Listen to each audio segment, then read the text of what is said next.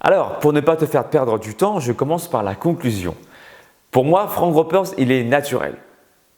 Mais il y a 3 moments précis dans sa vie où on pourrait se poser la question s'il a eu recours aux produits dopants. Et ces moments précis sont quand il avait 23 ans, 51 ans et 56 ans. Aujourd'hui, je pense faire une analyse plutôt poussée parce que je ne vais pas juste me contenter de photos ou de vidéos de Frank Ropers. Clairement, je te le dis, Frank Ropers, c'est mon ami. Mais c'est justement parce que c'est mon ami que j'ai des informations et des données sur lui que personne n'a. D'accord ? Et je souhaite te les dévoiler aujourd'hui. On a passé plusieurs heures. Il est venu à la maison. On a discuté de sa méthode d'entraînement, sa façon de penser, comment il s'est entraîné quand il était jeune, son métier quand il était jeune. Bref, il était videur. Tu vas savoir plein d'informations sur lui aujourd'hui que tu ignores. D'accord ? Et tu comprendras par toi-même la logique. Est-ce que finalement, son corps qu'il a aujourd'hui, est-ce que c'est naturel ou pas? D'accord? Tu te feras ta propre logique là-dessus. Et surtout, reste bien connecté jusqu'au bout de la vidéo parce qu'à la fin, il vient à la maison et il te dit exactement ce qu'il en pense. D'accord? Sa version à lui. Je tiens à préciser aussi que dans mes 14 ans d'expérience, ça fait 14 ans que je suis coach sportif, j'ai côtoyé des sportifs naturels et aussi des athlètes dopés. Et pour autant, ce n'est pas parce que j'ai côtoyé des athlètes dopés que je ne les respecte pas. D'accord? Certains même sont mes amis. Donc, pour te dire à quel point, en fait, finalement, que mon ami soit dopé au naturel, je m'en fiche. Moi, ce qui m'importe, c'est comment dire que j'expose ma façon de voir les choses, que j'expose mon opinion là-dessus. D'accord? Clairement. Maintenant, on va revenir sur le cas de Frank. Alors, on voit qu'il y a une évolution qui est progressive depuis sa tendre enfance, depuis qu'il est tout petit jusqu'à ce qu'il devienne musclé et sec comme il est aujourd'hui à 56 ans, il a une évolution progressive. Il a commencé la musculation assez jeune, à l'âge de 16 ans, et tu peux constater que quand il était enfant, il avait une génétique plutôt ectomorphe, un physique plutôt fin, des os très très fins. Donc, ce qui peut expliquer pourquoi, quand il avait 23 ans, il a réussi à garder un physique plutôt sec, musclé et sec en même temps. D'accord? Il faut comprendre maintenant comment il a fait pour allier les deux, le côté sec et le côté musclé.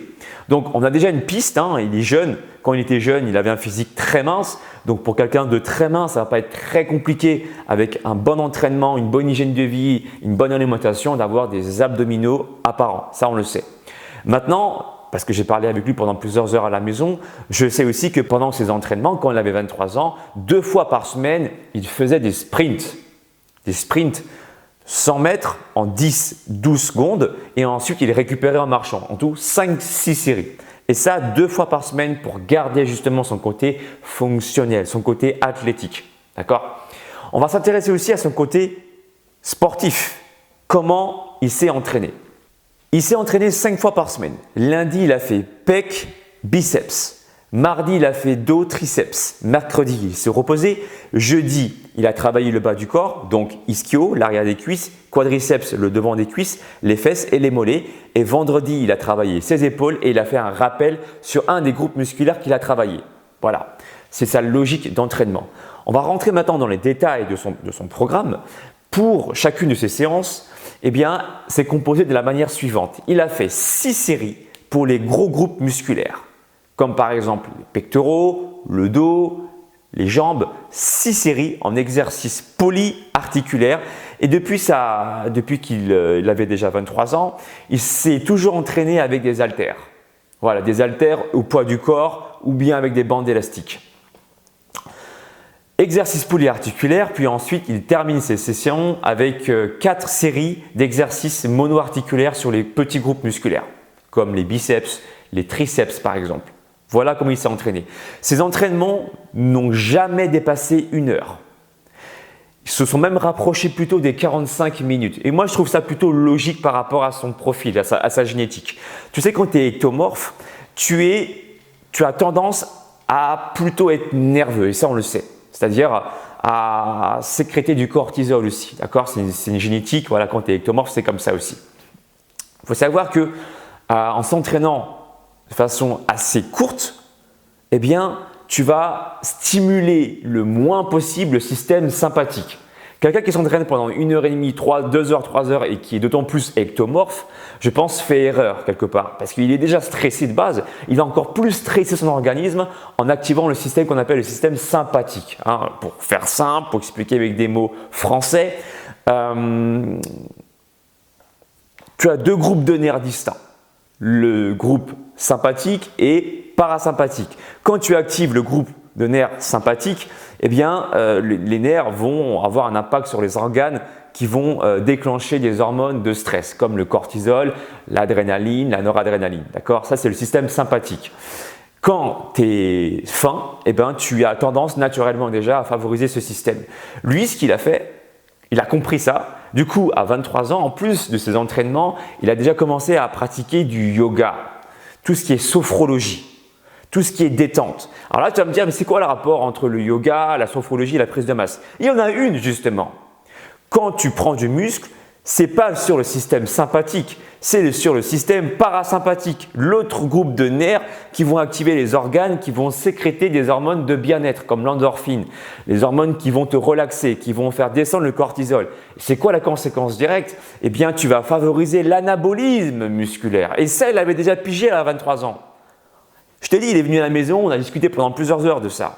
Il avait déjà capté. En plus, à ce moment-là, à cette tranche d'âge, il était videur. Ça veut dire qu'il dormait peu. Il était conscient qu'il partait sur un désavantage. D'accord? Donc, ce qu'il a fait, il m'a expliqué, il a fait des micro-siestes dans la journée, plusieurs micro-siestes. Il a mangé 5 fois par jour. Alors maintenant, il regrette son cheminement d'avoir mangé autant 5 fois par jour, mais en tout cas, c'est ce qu'il a fait quand il avait 23 ans. Il a mangé 5 fois par jour, environ, il me semble, je ne dis pas des bêtises, 5000 kilocalories par jour. Franck, reprends-moi si je t'ai dit une bêtise. Voilà, il a compris que en se reposant, en pratiquant du yoga, une activité, en s'intéressant à la sophrologie, eh bien, il va relâcher son corps, refaire descendre le système sympathique, descendre la sécrétion de cortisol pour favoriser l'anabolisme. Et même déjà à cet âge-là, il s'intéressait beaucoup au froid, bain froid. Pourquoi? Meilleure récupération. Meilleure récupération signifie du coup meilleur anabolisme musculaire.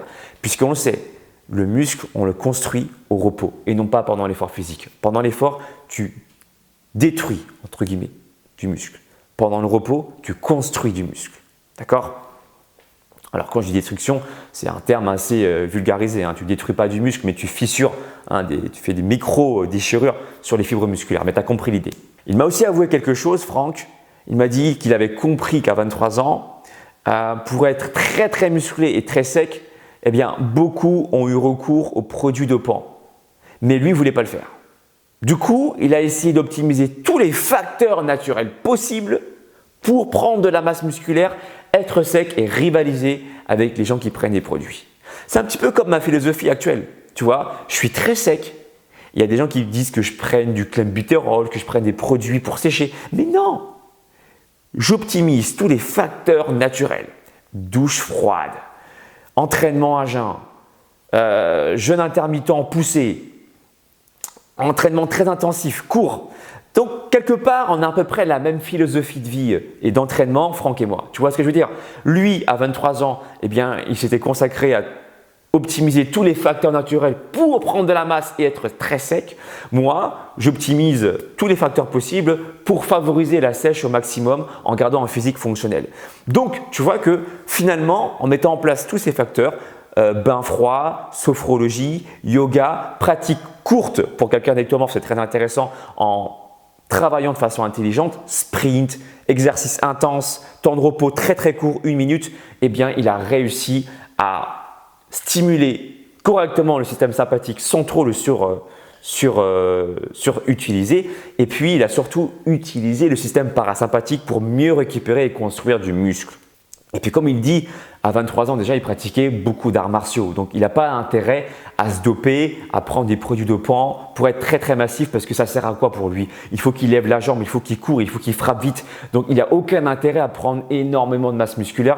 Et pour moi, ce serait vraiment bête qu'il se dope pour se doper. Quel est son intérêt? Il est prof de base d'arts martiaux. Donc, il a besoin d'être fonctionnel, il a besoin de puissance. Et ce n'est pas parce que tu as énormément de masse musculaire que tu deviens forcément puissant. On le sait. Fais la comparaison avec Trunks dans Dragon Ball Z. Il se fait éclater par Cell. Et qui a éclaté Cell? Son Gohan. Son Gohan, et pourtant, il n'est pas très massif, mais il est très fonctionnel. Tu vois? À méditer. On peut aussi constater qu'avec l'âge, voilà, eh bien, il a pris un peu plus de graisse. Mais ça, c'est normal. À 51 ans, tu constates bien qu'il est beaucoup moins massif que quand il avait 23 ans. Mais il a séché. Il a séché. À 56 ans, il a pris de la masse musculaire, mais il est moins défini. Il a pris un peu plus de graisse. Et ça, c'est parce qu'il est naturel. Il aurait été dopé, il aurait été à la fois très massif et sec en même temps. Je prends maintenant l'exemple de The Rock. Tu vois bien que dans la vidéo où j'en parle, il a pris énormément de masse musculaire, mais en plus, il est encore plus sec. Ça, c'est chaud. Naturellement, c'est chaud. Franck, il a pris plus de masse musculaire à 56 ans que quand il avait 51 ans, mais il est devenu moins sec. Et c'est une preuve quand même qui montre qu'il est naturel. D'accord? J'ai parlé avec lui, il a un esprit de gagnant. Il veut être fonctionnel. Il veut garder une bonne santé. Il pratique de la sophrologie, du yoga, de la détente. Ce serait vraiment contre-productif de se doper avec un tel état d'esprit. Un physique improbable, mais aussi des facteurs improbables. Micro-sieste, bain froid, sophrologie, entraînement court et intense, sprint, génétique ectomorphe pour être sec et dessiné. 5000 calories par jour, 5 repas par jour. Même si les 5 repas par jour, moi je pense que ce n'est pas forcément nécessaire, mais voilà, il a eu sa démarche. 8 facteurs qui ont été mis en avant pour avoir le corps qu'il a eu à 23 ans. Aujourd'hui, avec le recul, il le dit lui-même, il aurait changé certaines choses. Mais quand même, il a mis en place plein de facteurs possibles pour obtenir le corps qu'il a eu à 23 ans. Donc là, à toi de voir maintenant et dis-moi ce que tu en penses dans la barre des commentaires. Quelle est la vraie version? J'ai amené Franck Ropers directement à la maison pour qu'il puisse te parler de son parcours. Franck, alors explique-nous comment tu as fait pour devenir aussi musclé et sec en même temps. Alors, première chose que j'ai fait. Savoir qu'il prend tellement de la place que tu vois, je suis pas cadré dans la vidéo. Hein. Regarde ses gros bras là, putain, montre-moi tes gros bras là.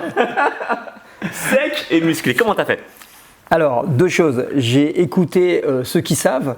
Donc mes coachs, hein, tout le monde sait que j'ai commencé à l'INSEP, donc j'ai écouté ceux qui savent, mes coachs, et puis j'ai écouté mon corps. C'est que on peut donner une ligne de conduite, un chemin, mais il faut écouter son corps. Pourquoi? Parce qu'on peut être amené avec certains coachs à aller dans l'excès. Et c'est là que quand on franchit la ligne rouge, on peut se blesser. Voilà. Donc ça, c'est vraiment les bases. Ensuite, je suis passé par plusieurs cycles. Hein. Le cycle compétition, où là, je suis allé dans l'extrême. Donc quand j'ai commencé, j'ai utilisé le poids de corps. Beaucoup de poids de corps parce que j'y crois. Avec quel âge? J'avais, si je dis quel âge j'avais, à 6 ans, je marchais sur les mains. Voilà, donc comme mon père était gymnaste, était lutteur, donc à 6 ans, je marchais déjà sur les mains. Pour l'anecdote, je mettais les chaussures à la plage, devant, je mettais mes mains dans les chaussures et j'y allais jusqu'au bord de l'eau comme ça. Et comme c'était en descente, je trichais un peu, ça me rééquilibrait. Voilà, j'avais 6 ans. Déjà à cet âge-là? Ouais. Là, t'as quel âge maintenant? 57 et demi. Et ouais, on y arrive. Et remonte-nous tes bras. Ah, il aime bien mes bras. Voilà, donc j'ai commencé par le poids de corps et ensuite en 76-77, je suis tombé sur un bouquin de Marcel Orway. C'était les sandos, on appelait, c'est les élastiques de maintenant. Et là, j'ai commencé à bosser avec élastique. Alors, non pas pour améliorer mes performances physiques, parce que là, j'avais commencé déjà la musculation avec des poids à l'INSEP, parce que eux te disent que pour être performant, faire des squats très lourds, du coucher très lourd. Et moi, je disais, je voudrais prendre un peu de volume. Bon, c'était pour flamber hein, auprès des filles, hein, pour être plus volumineux. Et il se trouve qu'avec les élastiques, j'ai pris beaucoup de volume musculaire. Et ouais. Donc tu confirmes qu'avec les bandes élastiques, on peut prendre de la masse évidemment. musculaire. Et à l'époque, c'était les élastiques qui s'appelaient c'est des extenseurs qu'on appelait, c'est pas les élastiques de maintenant. Extenseurs. Hein. Ouais, c'était les extenseurs avec 2 poignées, un truc de dingue, un truc à l'ancienne, je les ai encore chez moi. Hein. Donc j'ai commencé, j'ai pris beaucoup de volume musculaire et j'ai pris de la force. Alors qu'on me disait à l'INSEP, c'est pour ça que j'écoutais mes coachs, mais on me disait que les poids, est-ce qu'ils donnaient vraiment de la puissance. Donc j'ai vu que le poids de corps, ça donnait des muscles fonctionnels. J'avais pris un certain volume musculaire, mais les élastiques m'ont permis d'aller un peu plus loin. Mais je pense qu'au poids de corps, si je m'étais lesté, j'aurais pu aussi aller plus loin. Mais j'ai changé ma façon de travailler, mon corps a réagi. Je pense que c'est lié à ça. Et puis en même temps, en parallèle, je vais le dire, je poussais à la salle de musculation à l'INSEP 2 fois par semaine. Des poids très lourds, en série très courte. Parce que l'objectif, c'était de gagner en vélocité, en puissance. Donc, série entre 3 et 5 répétitions. Je peux vous dire que ça abîme sérieusement sur le long terme. Et j'ai la chance d'être parti suffisamment tôt pour m'abîmer. Donc, les séries très courtes, très lourdes, ça abîme. Je l'ai vu, je le dis, je l'ai vu. On ne fait pas des squats à 250 kg sans avoir de problème au niveau des genoux, des lombaires. On ne fait pas des couchés. Moi, je suis monté quand même à 170 kg en couché. En une répétition, bien sûr. Je peux vous dire qu'on sent les têtes d'épaule, il n'y a pas de secret. Voilà. Et ensuite, j'ai continué la musculation en variant les entraînements. Alors pareil, poids de corps, élastique, haltères. Et puis le truc que je me suis dit, c'est qu'en prenant de l'âge, il va falloir que je sois de plus en plus vigilant. Donc en variant l'entraînement, mon corps pouvait récupérer. Par exemple, quand je sentais qu'au niveau musculation, avec des poids, je sentais des tensions tendineuses, des douleurs musculo-squelettiques, qu'est-ce que je faisais? Je prenais les élastiques et je continuais mon entraînement en sachant que ce que vous faites avec des poids, ce que vous faites avec des poulies, vous pouvez le faire avec des élastiques. Ouais. Je le prouve régulièrement et tu le prouves aussi. Donc c'est encore des dogmes, les gens sont bloqués. Pour avoir des gros muscles, il faut prendre des poids et haltères, ce n'est pas vrai. Et du coup, il y a plein d'autres moyens. Les bandes élastiques, tu fais des séries longues, tu fais des séries courtes, comment tu t'entraînes? Alors, ça c'est mon secret, c'est comme ça que j'ai sorti ma méthode Evo 90. En fait, j'ai constaté que le corps s'adaptait très vite. Et j'ai constaté aussi que pour avoir une forme ultime, il faut travailler sous différents angles, mais aussi différentes approches. Alors, je fais des séries longues pour la vascularisation, je fais un travail myofibrillaire, travail sarcoplasmique, je fais un travail de masse comme j'appelle, c'est 6 répétitions, je descends jamais en dessous et je fais des cycles. Alors des cycles qui vont de 2 semaines à 3 semaines, pourquoi? Parce qu'on sait qu'au bout de 21 jours, on le sait en dev perso, on le sait aussi en musculation, j'ai constaté, alors c'est pas un jour près, mais j'ai constaté qu'entre 15 et 21 jours, mon corps commençait à s'habituer. Donc qu'est-ce que je fais? Je fais ce qu'on appelle une rupture, comme on fait les ruptures de pattern en hypnose, je casse le rythme et je vais sur un autre cycle qui va être différent. Voilà, et toute ma vie j'ai fait ça, et toute ma vie j'ai écouté mon corps. C'est-à-dire que si je sens la moindre douleur, je ne force pas sur la douleur. Il a compris que pour être volumineux et sec en même temps, la science des calories c'est bien, mais ça ne suffit pas. Non. Et ce que j'aime beaucoup chez Franck, et ce qui pour moi a fait de lui l'homme qu'il est maintenant, c'est qu'il s'intéresse aussi à la science hormonale. Et ça me passionne. Voilà, donc du coup, il connaît tout ce qui est sécrétion de noradrénaline, adrénaline, sécrétion du cortisol, comment gérer le cortisol. Donc tout ça fait qu'aujourd'hui, il arrive à avoir son corps actuel, donc un corps musclé et sec en même temps, sec naturellement. Il a tout dit. Sensory. Abonne-toi sur sa chaîne. Franck Ropers, il va te donner plein de bons conseils pour être musclé, pour être sec, pour être fonctionnel. Il insiste aussi beaucoup sur le côté psychologique et ça, j'aime beaucoup. Voilà, comment devenir un Super Saiyajin motivé, déterminé et qui réussit sa vie. Abonne-toi sur sa chaîne. Peace and joy. Bye bye. Mon ami, si tu veux acquérir les pouvoirs d'un vrai Super Saiyan, alors abonne-toi à la chaîne d'Alex Levent. Ces entraînements feront de toi un super guerrier de l'espace. Le véritable Super Saiyan, c'est pas moi, c'est lui. Et rendez-vous sur sa chaîne, les amis. Et cool, soyez cool. Copain, tu veux te transformer en super guerrier? Abonne-toi à la chaîne de Alex Levent. C'est normal, quoi. Et alors là, tu seras un Super Saiyan. Non.